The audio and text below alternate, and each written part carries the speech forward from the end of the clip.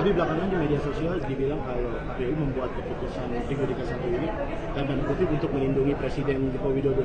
Tidak ada yang dilindungi karena ini ada uji konsekuensi yang harus kami lakukan. Ada data-data yang harus atas persetujuan yang bersangkutan.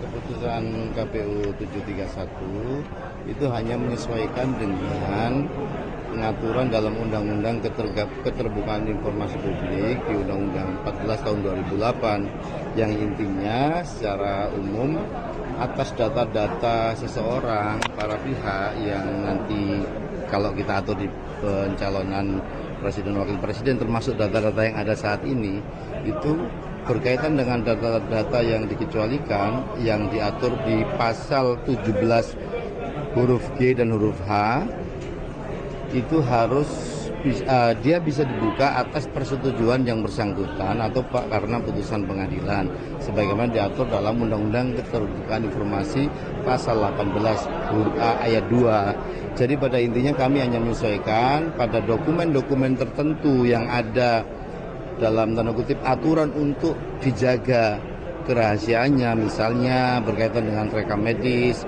kemudian dokumen sekolah atau ijazah dan seterusnya itu ya yang bersangkutan yang harus diminta kemudian atau atas putusan pengadilan. Tapi apa sih dasarnya ketika KPU membuat keputusan 731 itu?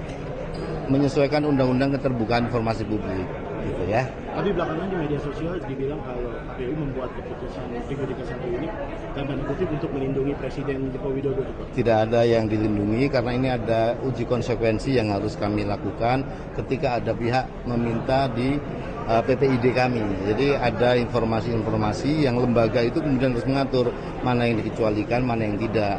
Nah berkaitan dengan data itu ada data-data yang harus atas persetujuan yang bersangkutan dan juga putusan pengadilan yang itu sudah diatur dalam Undang-Undang Keterbukaan Informasi Publik.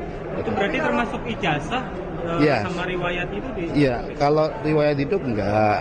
Kan ada data yang tidak terkait dengan itu. Kalau dalam pencalonan presiden kemarin misalnya visi misi sama daftar riwayat hidup langsung dibuka. Yang hanya berkaitan dengan data yang dikecualikan atau data yang butuh persetujuan yang bersangkutan atau putusan pengadilan untuk dibuka saja. Jadi itu.